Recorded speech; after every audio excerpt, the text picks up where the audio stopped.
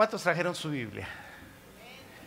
¿Se recuerda? Los que estuvieron ayer, vamos a confesar la palabra de Primera de Pedro 2:9 y vamos a decir todos juntos: Señor, vamos todos, Señor, yo soy linaje escogido, yo soy real sacerdocio, yo soy nación santa, yo soy pueblo adquirido por ti, para anunciar las virtudes de aquel que me llamó del reino de las tinieblas al reino de su luz admirable.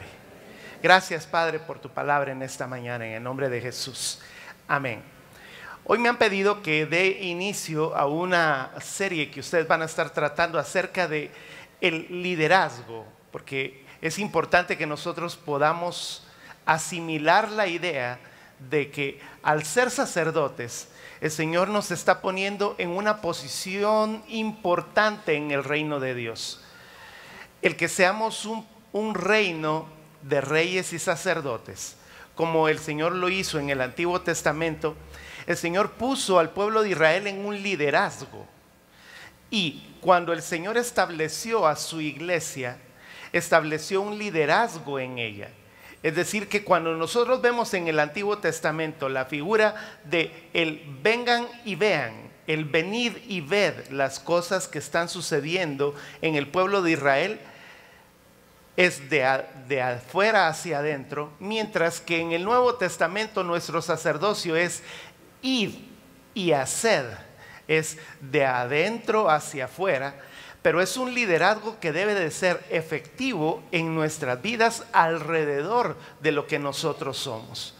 Y una de las cosas que nosotros, para ser buenos líderes, para poder liderar en nuestra familia, para liderar en nuestro trabajo, en todo lo que el Señor nos pide que nosotros hagamos, nosotros tenemos que tener muy claro que nosotros somos herederos de una herencia. Puede sonar redundante, pero la herencia que el Señor nos dio nos provocó a hacer cosas que transformaron nuestra vida de un reino de las tinieblas al reino de la luz, como hablábamos hace un momento. Para ser un buen líder, nosotros tenemos que entender que hay una herencia que nosotros debimos haber renunciado, que es la herencia que participábamos desde el momento en el que nosotros nacimos en este mundo. Como lo decíamos ayer, nadie en este mundo nace cristiano, nos hacemos hijos de Dios. Y cuando nos hacemos hijos de Dios, nos hacemos poseedores de una herencia nueva. La herencia anterior que nosotros teníamos nos provocaba problemas, nos hacía ser esclavos del señorío al cual pertenecíamos. Todos sabemos que si no servimos a Dios, estamos sirviendo a otra entidad. Nuestro Dios nos sacó del reino de las tinieblas y nuestra tarea y nuestra función es soltar toda aquella vieja herencia para tomar la herencia nueva en Cristo Jesús. Es decir, que nuestra vida tendrá que ser un campo, un camino en donde nosotros debamos de vivir una herencia con la que nosotros vamos a transmitir hacia las otras generaciones. Y en Verbo hemos venido hablando acerca de esa transmisión generacional. Nosotros debemos de entender de que las generaciones van pasando, y si nosotros no somos una iglesia que transmite adecuadamente esa transmisión, esa genética de Cristo Jesús, entonces nosotros no vamos a ejecutar un buen liderazgo en nuestra vida. Alguien un día me preguntó: Ricardo, ¿podría resumir en un poquito, en un espacio, cuáles son las ideas principales con las cuales yo puedo mantenerme viviendo esa herencia en Cristo Jesús?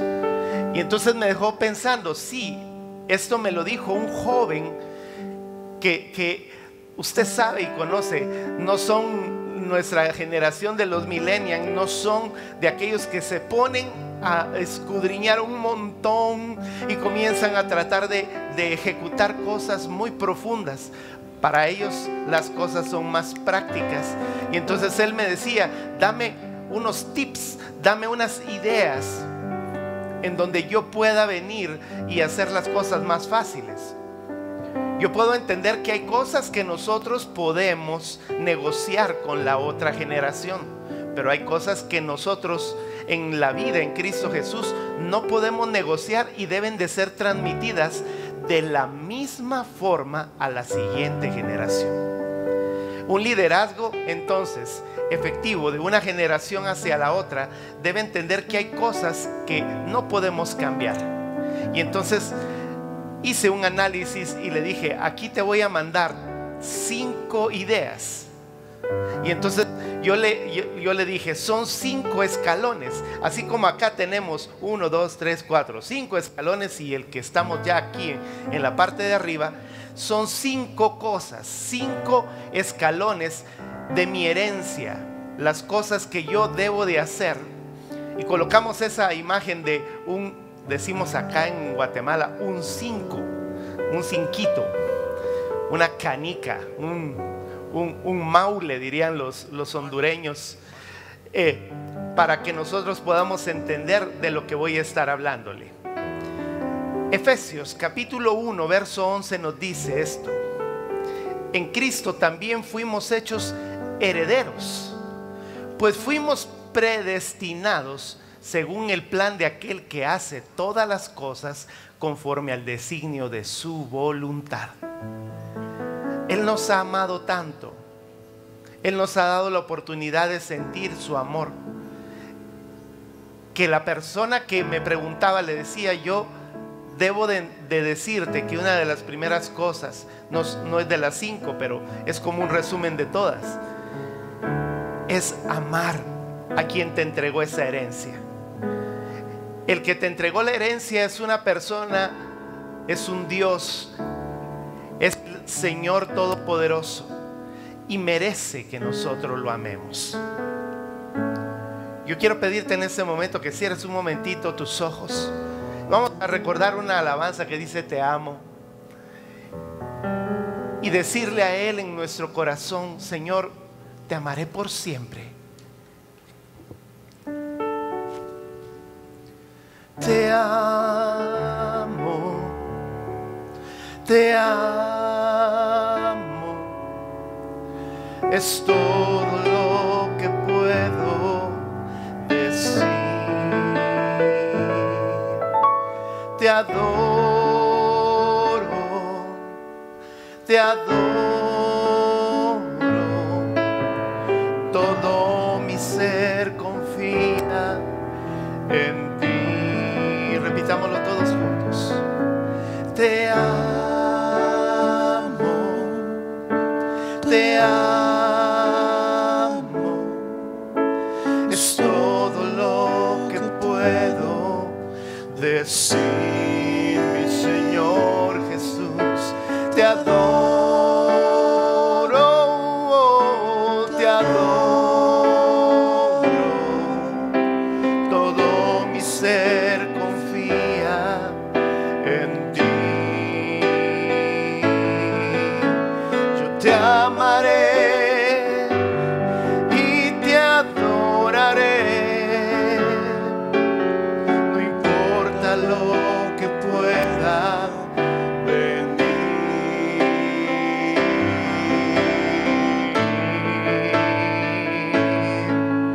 En ti, Señor, siempre confiaré y te amaré hasta el fin,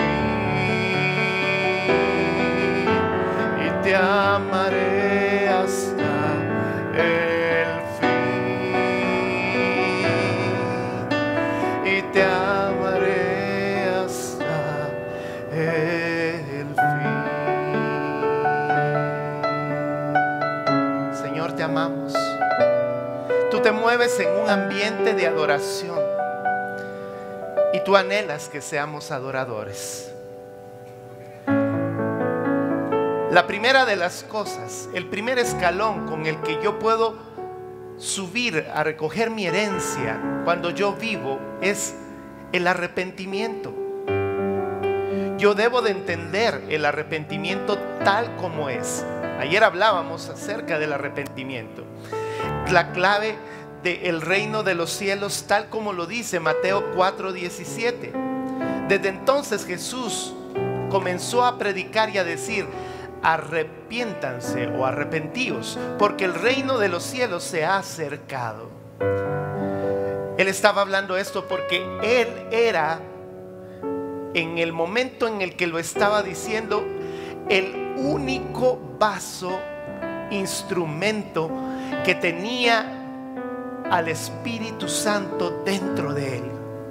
Y cuando él hablaba decía: el Espíritu Santo está dentro de mí.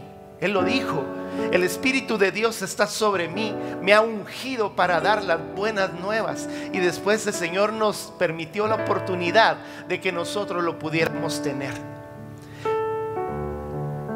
Hablábamos ayer del ágape, el arrepentimiento, y decimos en realidad el arrepentimiento, que es una característica que debemos de tener. No solo es una característica, sino que es un estado en el cual nosotros debemos mantenernos y debemos de vivir.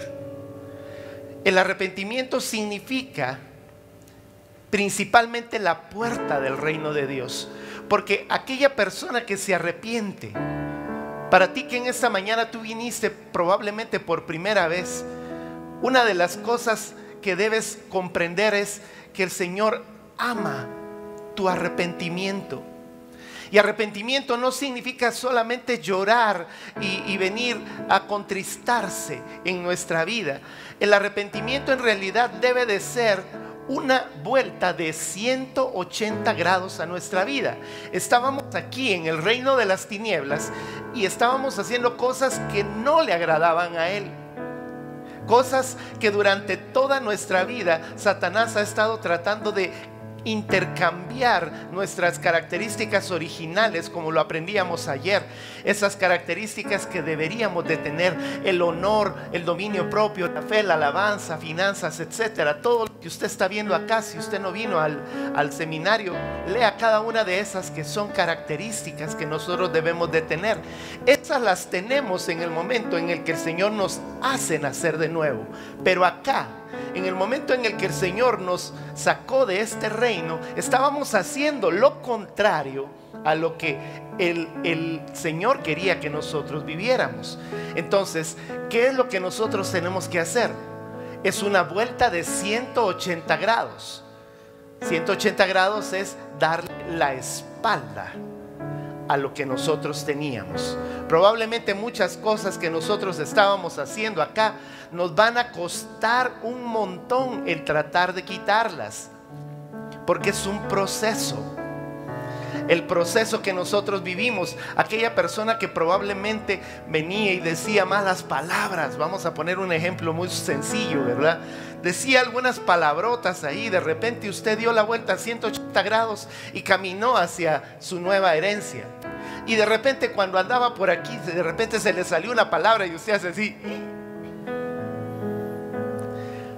Arrepentimiento. Digo yo, ¿por qué lo dije? Digo yo, si yo estaba aquí pegándole de gritos a mis hijos y yo doy la vuelta para acá y de repente la falta de dominio propio viene y de repente estoy a punto de pegarle un grito a nuestra esposa, a nuestro hijo, a una persona en la calle, mejor me callo. Pero ¿qué es esto? Es realmente el tratar de agradarle a Él. Decíamos ayer, somos la novia del Cordero. Hago la pregunta solo por hacerla: ¿cuántos somos la novia del Cordero en esta mañana? La novia del Cordero. La novia del Cordero. Usted puede entender, todos los que estamos acá algún día nos enamoramos, algunos ya nos casamos y deberíamos de seguir enamorados. ¿Cuántos están enamorados de su esposa? Amén, va a decir ahorita. Y la esposa dice, será. Pero realmente, cuando nosotros vivimos apasionados por nuestro amor verdadero, nosotros le decimos a Él te amo y todo lo que nosotros hemos acabado de decir hace un momento. Pero anhelamos. Yo pienso que cuando yo me hice novio de Patty, a mí no me gustaba, y nunca lo hizo, por cierto, que ella tuviera otro novio. No nos gusta, ¿verdad? A menos que seamos tan liberales de decir, oh, a mí no me importa, yo puedo tener. No. Así se nos hace el corazón. Entonces, el Señor quiere que nosotros seamos fieles. El arrepentimiento consiste en que yo venga a tratar de perseverar en un compromiso que Él hizo conmigo. Si se lo logra sacar de su dedo, saques el anillo de bodas. Vamos a ver, quiero ver anillos de bodas. O por lo menos levante la mano con el anillo de bodas, porque algunos ya hemos sido un poquito gorditos y ya no nos sale, ¿verdad? Así como el anillo de bodas, yo lo decía el sábado y lo dije un poquito el viernes, así es Dios Espíritu Santo dentro de nosotros. Él vino esa noche y el día en el que Jesús entregó su vida por nosotros y nos vino a poner un anillo de compromiso y nos dijo, me vas a ser fiel durante toda tu vida. Romanos 8:15 nos dice, pues no habéis recibido al espíritu de esclavitud, sino que habéis recibido el espíritu de adopción, por el cual clamamos, Abba, Padre. Cuando nosotros tenemos ese arrepentimiento, nosotros hemos de entender que estamos en ese periodo de tiempo que hablábamos del Ágata. ¿Cuántos se acuerdan ayer la palabra Teshuvah? Levánteme la mano, ¿cuántos se acuerdan de eso? Si no, vuélvalo a apuntar. Teshuvah es un periodo de tiempo en el que desde que nosotros nacimos de nuevo y recibimos a Dios Espíritu Santo hasta la venida de nuestro Señor Jesucristo, nosotros estamos en un tiempo en el que nosotros deberíamos de producir arrepentimiento en nuestra vida. Y ese arrepentimiento es el primer escalón que nosotros debemos de tener en nuestra vida como liderazgo. Si yo quiero transmitir un buen liderazgo, yo debo de enseñar que mi vida debe de ser una vida de arrepentimiento. Yo he plantado en los verbos en donde he estado y ahora en Costa Rica 4 pasos de cómo nosotros podemos mantenernos en ese arrepentimiento. El primer paso es que yo lo hago. Yo estoy haciéndolo. Entonces la gente que está alrededor mío dice, este hombre, en el caso suyo un hombre o una mujer, tiene algo que yo quisiera tener. Es porque yo estoy asimilando bien mi herencia.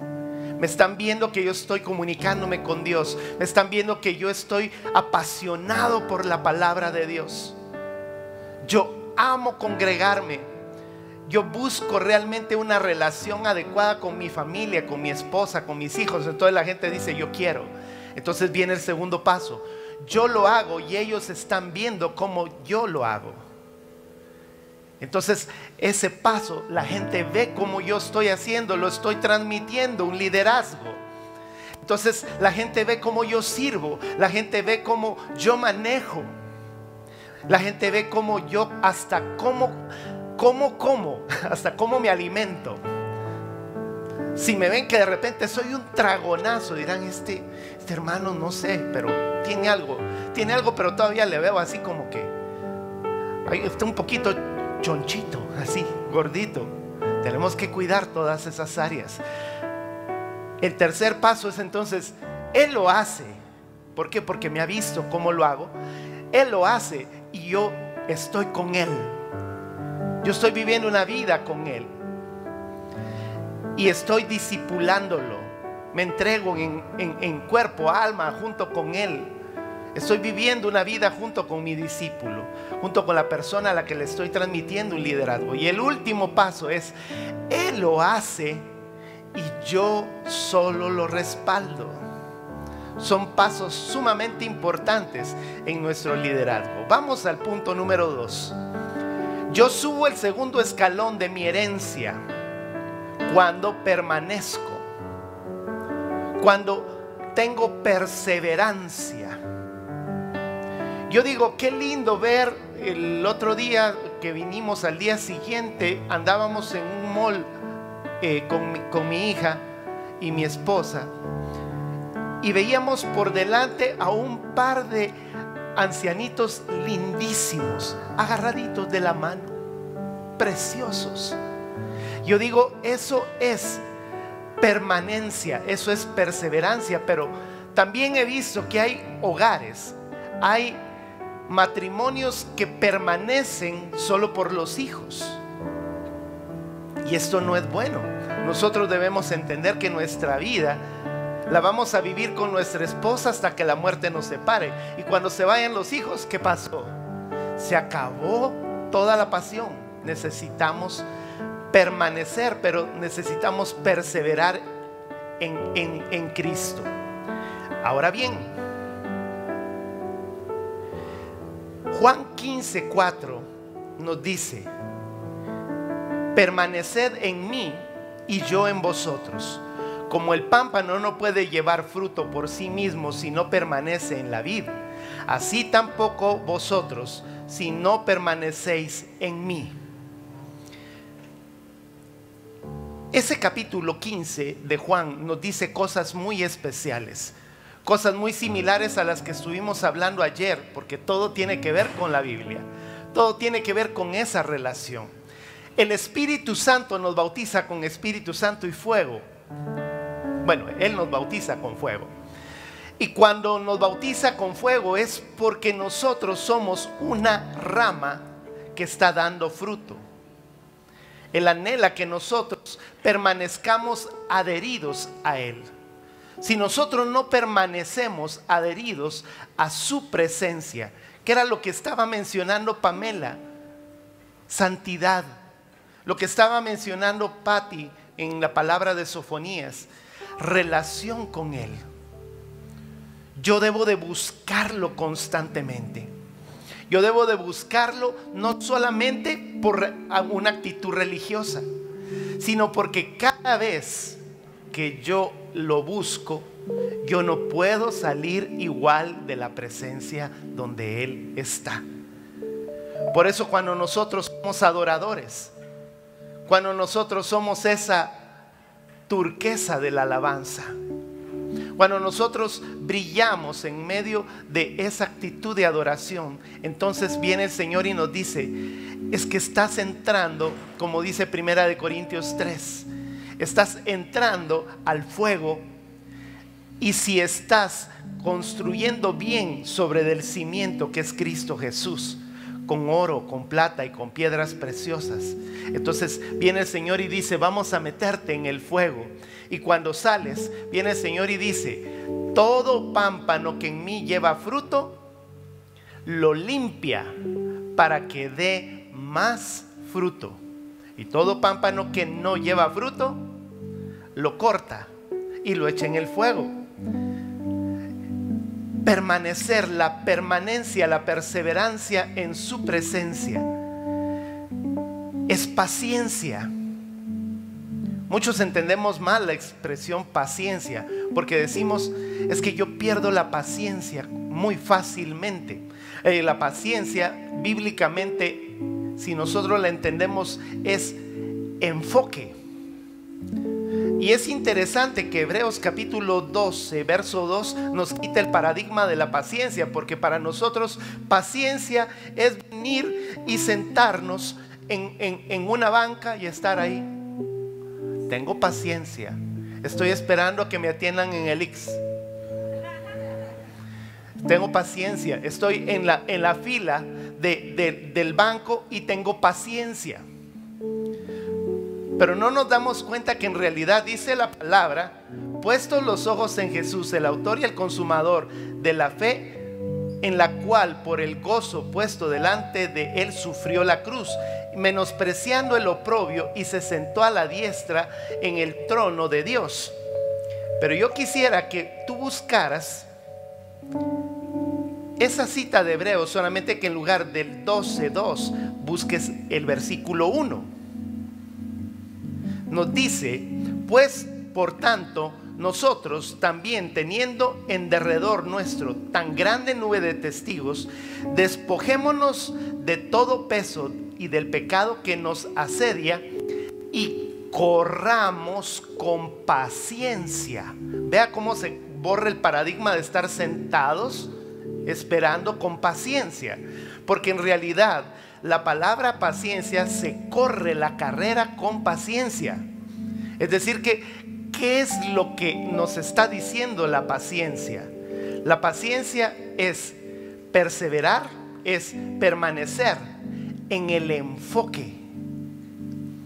Usted sabe qué es lo que tiene que hacer. Le voy a poner el ejemplo del banco. ¿Por qué usted espera toda la fila con toda la paciencia? Porque usted sabe que después de que pase toda la gente, usted llegó a su objetivo. Por eso es que las personas vienen y dicen: yo perdí la paciencia y me salgo. ¿Por qué? Porque perdí el enfoque. ¿Por qué una mujer embarazada, mi hijita está esperando, tiene 5 meses? ¿Cuántas están esperando acá? Levante su mano. Yo vi algunas pancitas. Levánteme la mano. No sea miedosa, no sea así. Levánteme la mano. Yo vi alguna, allá está una hermana. Baje su manita. ¿Cuántas mamás han dado a luz en este momento? Levánteme la mano. Ay, no puedo creer que 3. ¿Y sus hijos de dónde salieron? Ok. Entonces, ¿qué le hizo a usted, hermana amada, aguantarse todos los dolores y todas las situaciones que pasó? El enfoque. Usted estaba enfocada en que iba a tener al bebé. Entonces, los dolores pasaron todo lo que quisieran con tal de tener lo que nosotros queremos. Permanecer entonces significa que yo no debo de quitar la mirada en Cristo Jesús. Dice Hebreos 12:2, el enfoque: puestos los ojos en Jesús, el autor y el consumador de la fe. O sea que si yo quiero ganar mi herencia, si yo quiero vivir mi herencia aquí en la tierra, porque son 2 objetivos, ¿verdad? La herencia ya no la regalaron, la gracia el Señor nos la dio y nadie nos va a mover de allí. Pero hay una herencia que podemos llegar a perder. Dice Gálatas 5:19 que los que practican tales cosas no heredarán el reino de Dios. Cuando nosotros hacemos esas cosas, perdemos el enfoque, porque cuando nosotros dejamos de ver a Jesús, el autor y el consumador de la fe, entonces nosotros perdemos el enfoque. Vea, a mí me gusta mucho decir esto, porque realmente yo siento que así sucedió. Jesús estaba en la cruz del Calvario, estaba todo sangrado en ese momento, todo lleno con su dolor, estaba llevando todos nuestros pecados. Y desde la parte de arriba Él volteaba a ver a todos los que estaban allí.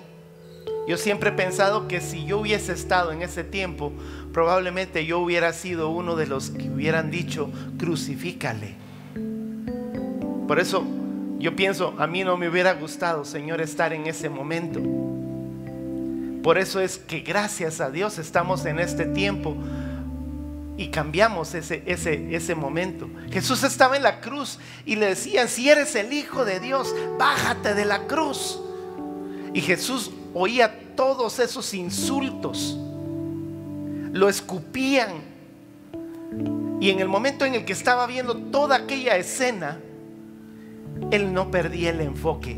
Dice la palabra que por el gozo puesto delante de Él sufrió la cruz, menospreciando el oprobio, y se sentó a la diestra del trono.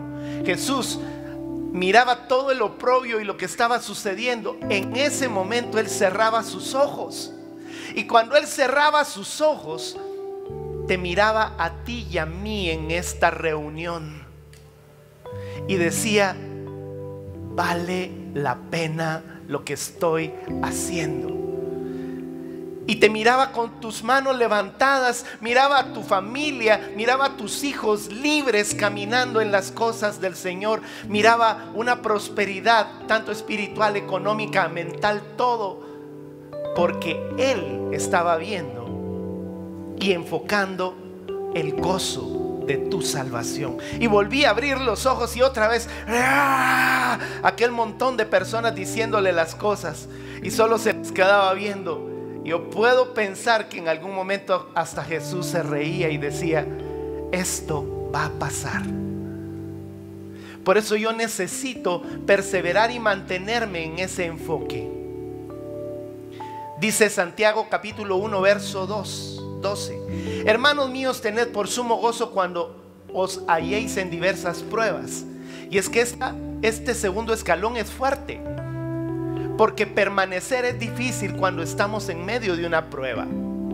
Yo le decía a este muchacho, le decía: tenés que permanecer aún a pesar de que no ganes tu grado, aunque no tengas plata en la billetera, aunque se te descomponga el carro, aunque te hayas peleado probablemente o se haya peleado alguien contigo, debes de soportar la prueba. Y nuestra vida será realmente el que nosotros superemos y mantengamos el gozo durante todo ese tiempo.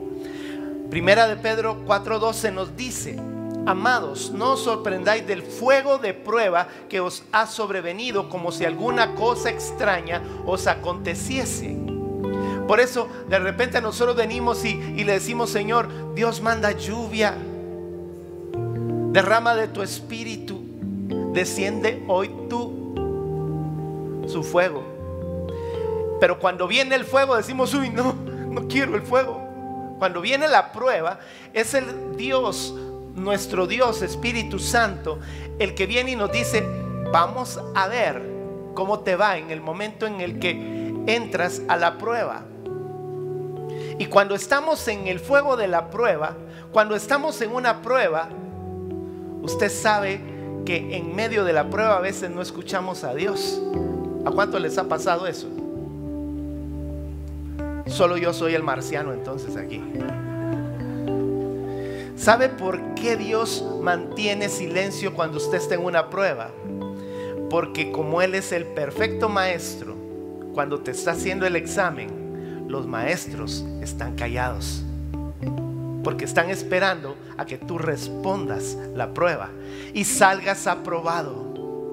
Y cuando sales del fuego de la prueba, viene el Señor y califica y dice: saliste aprobado o saliste reprobado, y ahí te vamos nuevamente de regreso. Es por esa razón es que nosotros debemos, en este segundo paso de nuestro liderazgo, permanecer. Si la gente nos mira que nosotros no nos inmutamos, no nos movemos de donde nosotros estamos mientras nosotros estamos pasando una prueba, dicen: yo estoy aprendiendo de mi líder, yo estoy aprendiendo liderazgo. Por esa razón es que necesitamos perseverar y mantenernos, permanecer en Él. Temprano yo te buscaré, de madrugada yo me acercaré a ti. Mi alma te anhela y tiene sed para ver tu gloria y tu poder. Mi socorro ha sido tú. Cántalo conmigo, vamos. Y en la sombra de tus alas yo me gozaré. Mi alma está pegada a ti, porque tu diestra, oh sí, Señor, me ha sostenido. Oh, tu diestra me ha sostenido.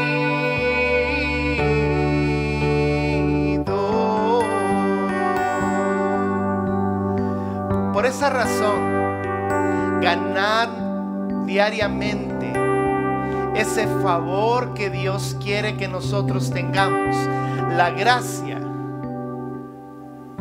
está dividida en dos: la gracia de la salvación y el favor de Dios.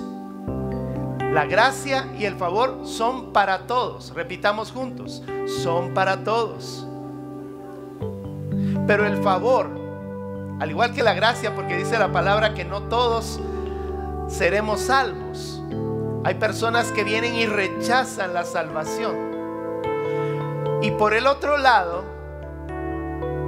muchos de los que ya somos salvos, en el momento en el que nos meten en el fuego de la prueba, tenemos 15, 20 años de ser cristianos y solo el cimiento tenemos. No hemos pasado de allí. Necesitamos construir el templo del Espíritu Santo para que dentro de poco tiempo tengamos ya algunas graditas. Cuando tú levantas la primera hilera y comienzas a levantar con oro, con plata, con piedras preciosas, las características, estás diciéndole a Él: Señor, yo quiero perseverar y mantenerme. Es allí en donde nosotros estamos ganando las batallas, porque las pruebas no dejarán de existir. Repita junto conmigo eso: las pruebas no dejarán de existir. Ahí vamos con la segunda, el segundo de los escalones. Veamos el tercero. Subo el tercer escalón de mi herencia cuando me muevo en su camino. Esta va ligada a la parte de permanecer. Pero cuando nosotros nos movemos, porque tenemos que movernos, debemos entender que hay caminos que no son los caminos correctos. Dice Jeremías: así dijo Jehová, paraos en los caminos y mirad y preguntad por las sendas antiguas, cuál sea el buen camino, y andad por él y hallaréis descanso para vuestra alma. Mas dijeron: no andaremos. Es decir que muchas veces nosotros vamos a tener dirección y orientación distinta cuando nosotros no queremos caminar en su camino. Yo lo decía ayer. Algunos de nosotros queremos tomar nuestros planes y agarrar a Dios y meterlo dentro de nuestros planes. Esos no son los caminos de Dios. Los caminos de Dios son que yo agarre mis planes y los meta en los planes de Dios. Dios no se va a sujetar a lo que tú quieras hacer, porque nosotros debemos hacer su voluntad. Nosotros debemos de buscarle a Él. Entonces, en el momento en el que nosotros vivimos, debemos entender que el Señor nos colocó un manual para que nosotros lo vivamos. Salmo 119, versos del 1 al 5 nos dice: bienaventurados los perfectos de camino, los que andan en la ley de Jehová. Bienaventurados los que guardan sus testimonios y con todo el corazón le buscan, pues no hacen iniquidad los que andan en sus caminos. Tú encargaste que sean muy agradables tus mandamientos. Ojalá fuesen ordenados mis caminos para guardar tus estatutos. Y lo decíamos ayer, tenemos un hermoso libro lleno de toda la palabra que nosotros necesitamos en donde tú quieras, a donde tú te muevas. Si tú vienes y tomas la palabra de Dios, es como cuando nosotros en este tiempo millennials venimos y decimos: quiero caminar a algún lugar. No te mueves si no agarras aquella famosa aplicación Waze y dices: yo voy a caminar por donde me están guiando. La palabra de Dios es tu Waze. La palabra de Dios es tu GPS. Hacia donde Dios quiere que tú te muevas, allí debe de estar colocada la palabra de Dios. Hay caminos equivocados. Dice primera de Juan 2:19, salieron de nosotros, pero no eran de nosotros, porque si hubiesen sido de nosotros, habrían permanecido con nosotros, pero salieron para que se manifestase que no todos son de nosotros. Y esto es bien fuerte, porque la permanencia incluye la iglesia donde tú estás en este momento. Tenemos que entender que aunque somos una iglesia grande, debemos de ser una familia. El principio de Ministerios Verbo siempre ha sido eso, ser familia. Por esa razón es que tenemos las iglesias en el hogar, para que nosotros podamos tener esa relación.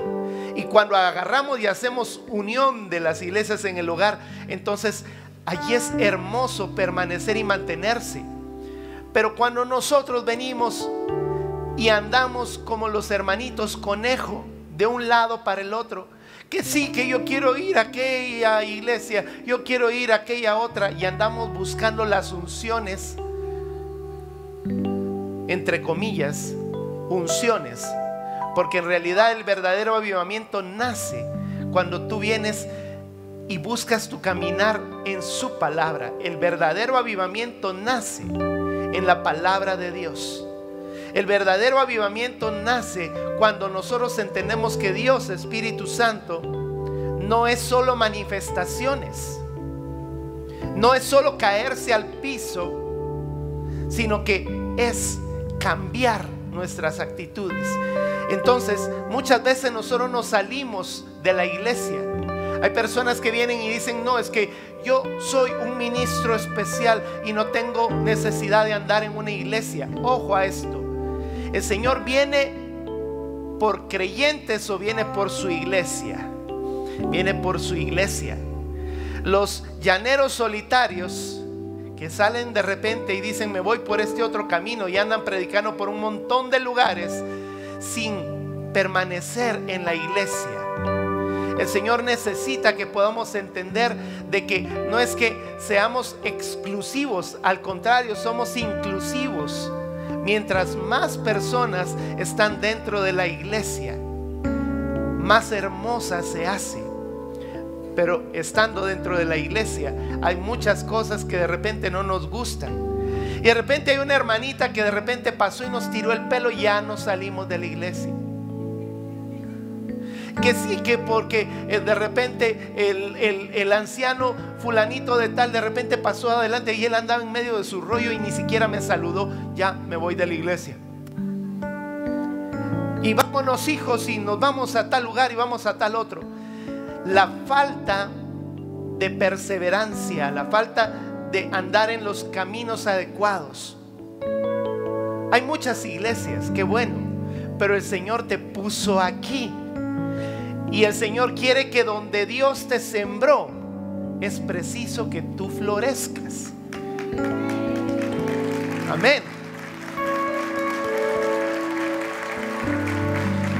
Principio del liderazgo es entonces que te vean perseverando, que tus hijos te vean perseverando, que las personas que estás liderando te vean perseverando y que digan, es que yo me imagino que ese Ricardo se va a ir de la iglesia después de la macaneada que le metieron aquel día.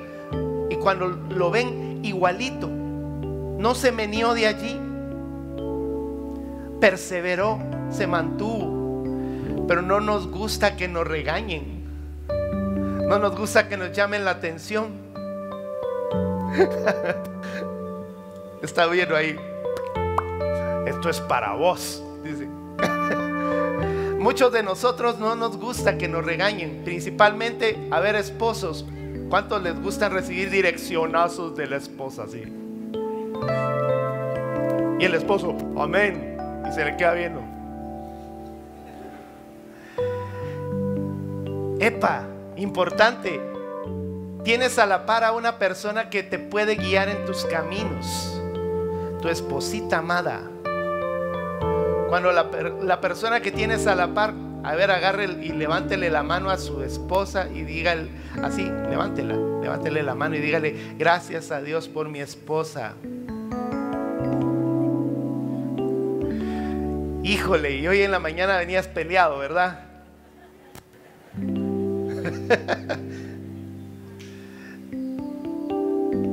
Vamos al siguiente paso. Voy por el cuarto, ¿verdad? ¿Voy bien? Sí.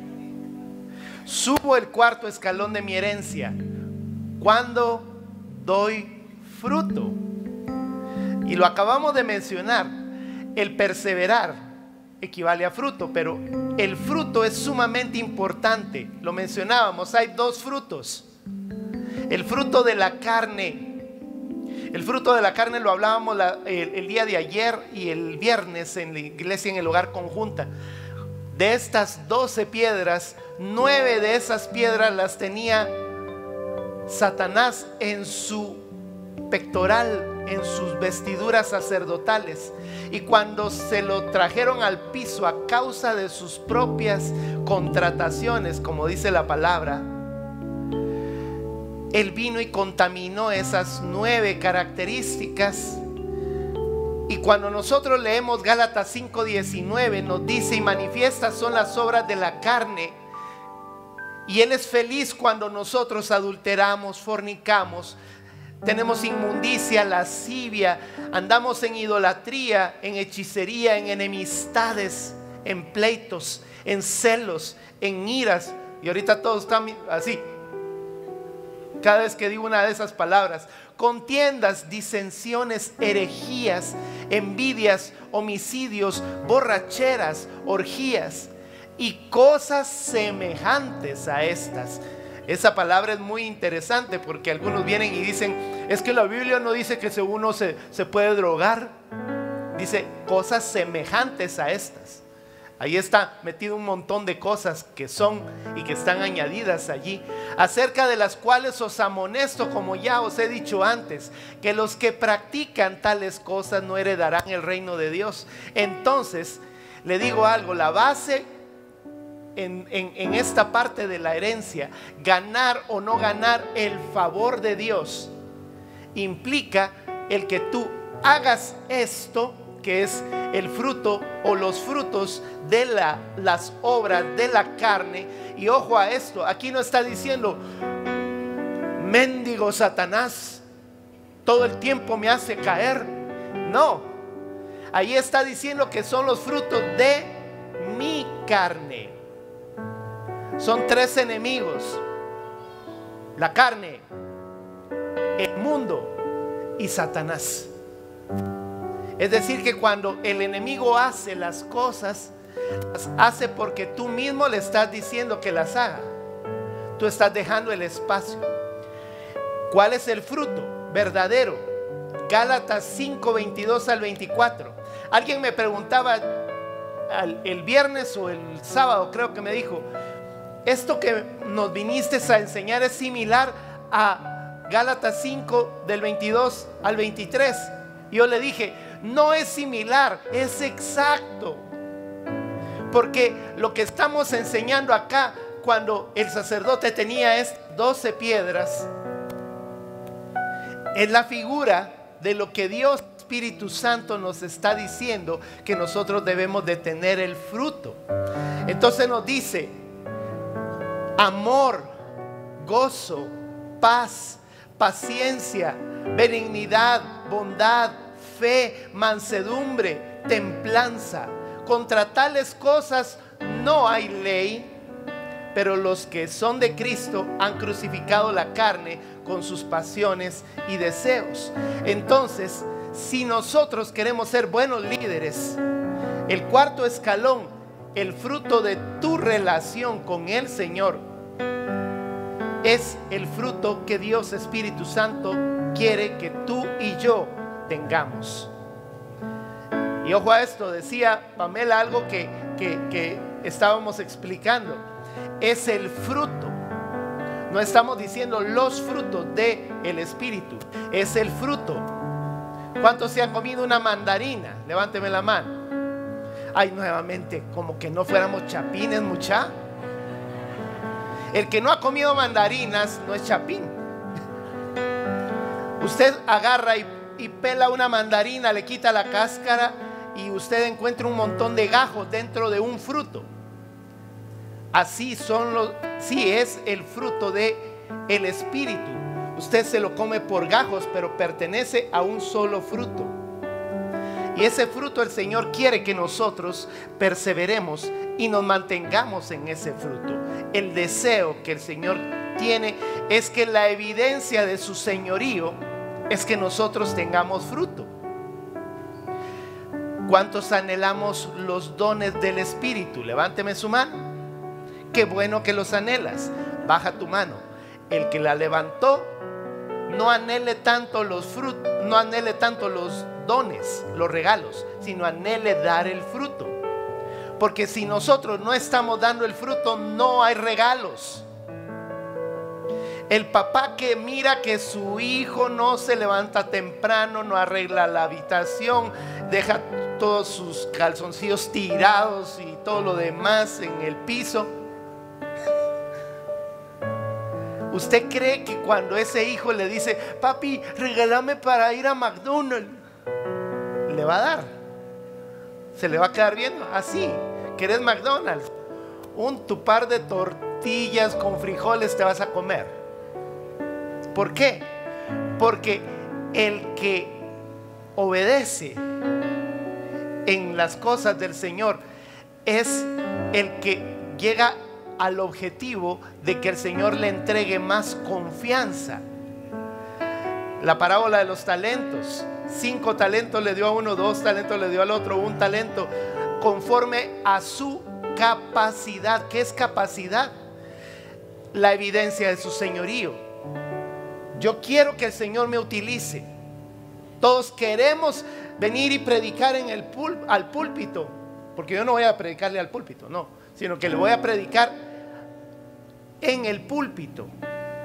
Todos queremos eso, pero no queremos el fruto. Y todos queremos venir y sanar enfermos, todos queremos venir y profetizar, pero si no hay fruto, la evidencia de su señorío es parte principal, es la llave para la herencia de nuestra vida. Y el punto número 5: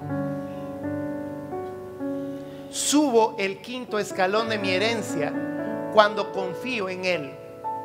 Cuando yo tengo confianza en Dios. Cuando Rubén, el del rubí, perdió la honra con su padre, fue porque el padre dejó de confiar en él y él dejó de confiar en su padre. Cuando Adán perdió la herencia que todos nosotros hemos padecido, fue por causa de que llegó Satanás y le cambió su rubí y le dijo: mira, no vas a morir, él está mintiéndote. En realidad vas a ser como él y te vas a sentar en el trono de su padre, como yo quise estarlo. Entonces, cuando nosotros dejamos de confiar en sus promesas, Efesios 1 del 4 al 9, perdón, se ha zafado. Según nos escogió en Él antes de la fundación del mundo, para que fuésemos santos y sin mancha delante de Él, en amor, habiéndonos predestinado para ser adoptados hijos suyos por medio de Jesucristo, según el puro afecto de su voluntad, para alabanza de la gloria de su gracia, por la cual nos hizo aceptos en el amado, en quien tenemos redención por su sangre, el perdón de pecados, según la riqueza de su gracia, que hizo sobreabundar para con nosotros en toda sabiduría e inteligencia, dándonos a conocer el misterio de su voluntad, según el beneplácito el cual se había propuesto en sí mismo. Tanta palabra que acaba de oír usted, pero en realidad cuando yo agarro estas palabras de Efesios y cuando tengo un problema en medio de mi vida y yo recuerdo que la palabra está escrita, Dios entonces me hace vivir una herencia porque yo le creo a Él. Yo tengo la confianza. Y cuando me hace falta algo de plata, yo no vengo y digo: esto se fastidió, y comienzo a perder el control y la paciencia, sino que yo vengo y digo, yo debo de confiar en Él. Yo confío en que cada vez que yo leo estas palabras, según el beneplácito y la pura voluntad del Señor, solo porque Él es grande, solo porque Él es Dios grande y verdadero, Dios nos da la oportunidad de vivir esa confianza en Él. Romanos 1:24 nos dice: por lo cual también Dios los entregó a la inmundicia en la concupiscencia de sus corazones, de modo que deshonran entre sí sus propios cuerpos. En realidad, cuando nosotros nos entregamos a todo eso, es cuando hemos perdido la esperanza. Hay quienes vienen y dicen: si Dios no me cumple las cosas que yo le estoy pidiendo, me voy. Y nosotros no entendemos que cuando Dios nos dijo: el Señor es mi pastor, nada me faltará, es que realmente nada te va a faltar. Joven fui, envejecido y no he conocido justo desamparado, ni a su simiente que mendigue el pan. Amén.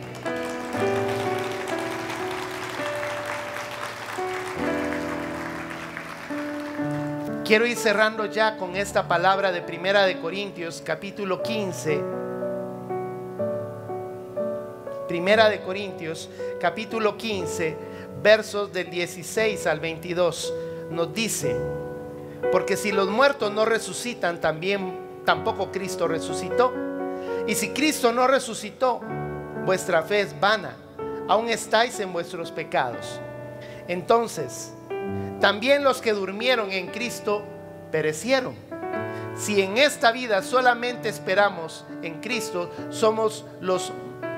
si en esta vida solamente esperamos en Cristo, somos los más dignos de conmiseración de todos los hombres.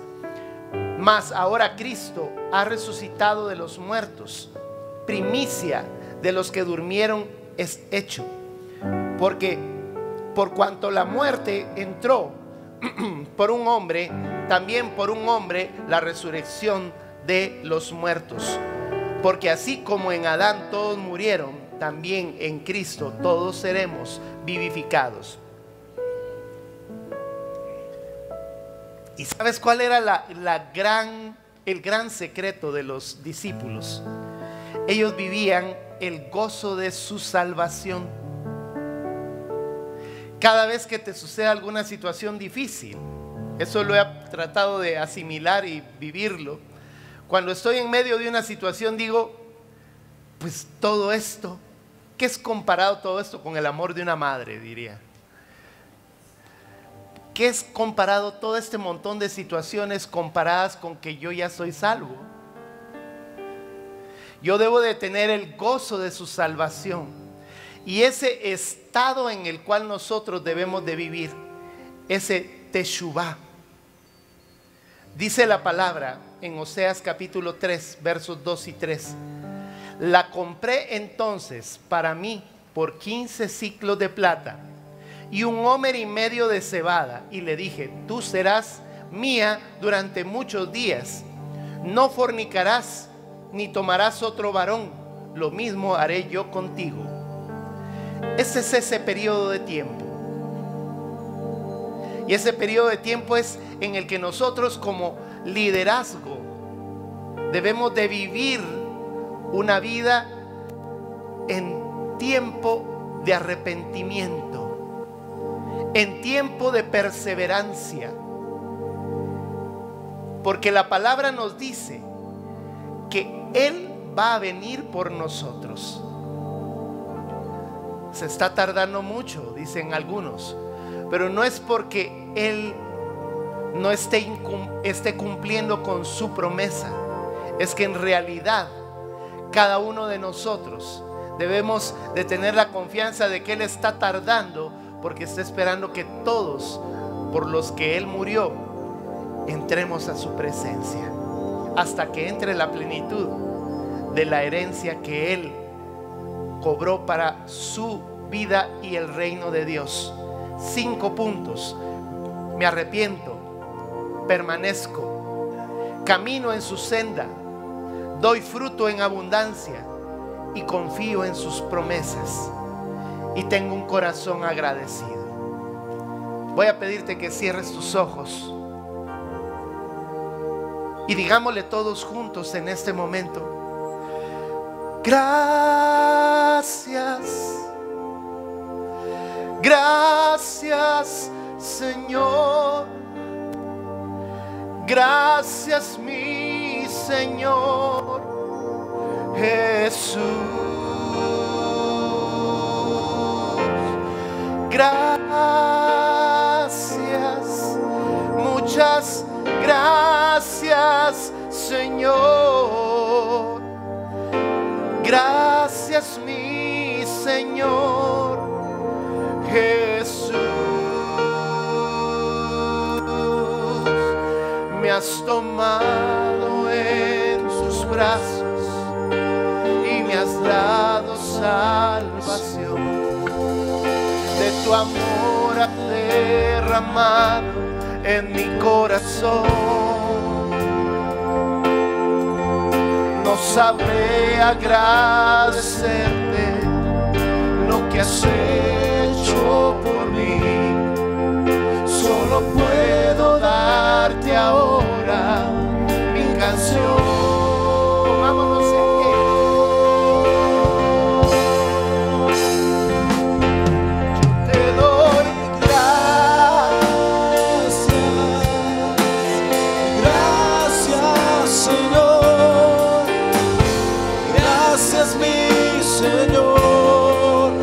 Jesús. Oh, gracias, muchas gracias Señor. Gracias mi Señor Jesús.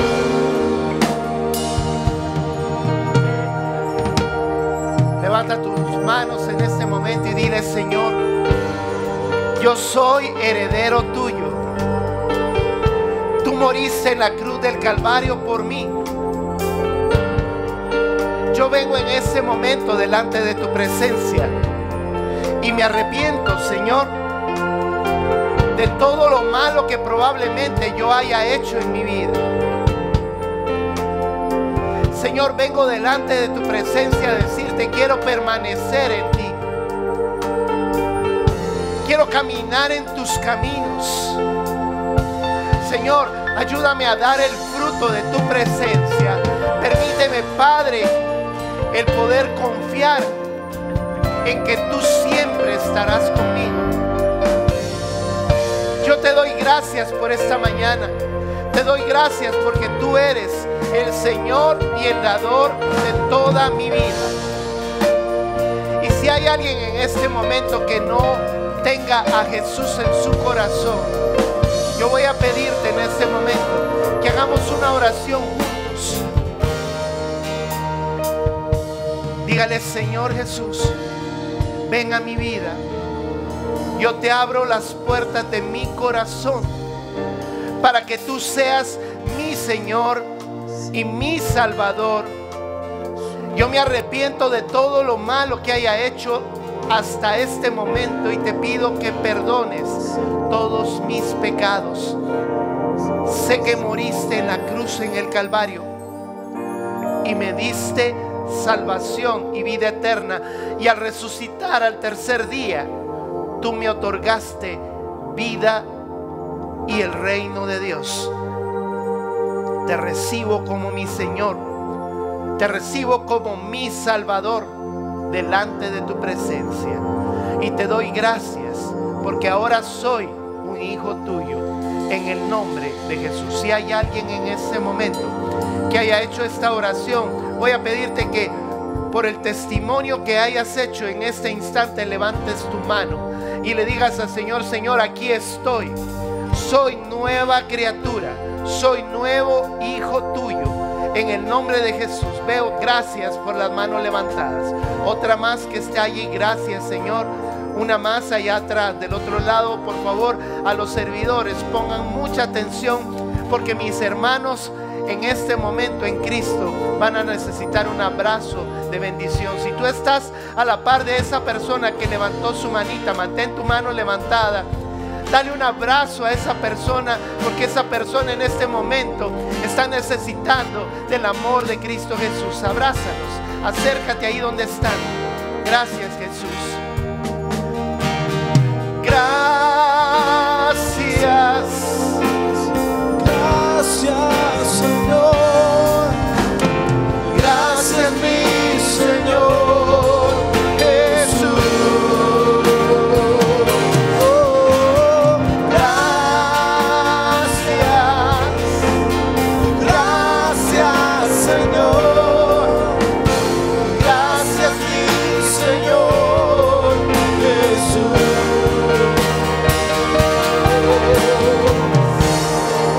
Gracias, Señor. Dale palmas fuertes.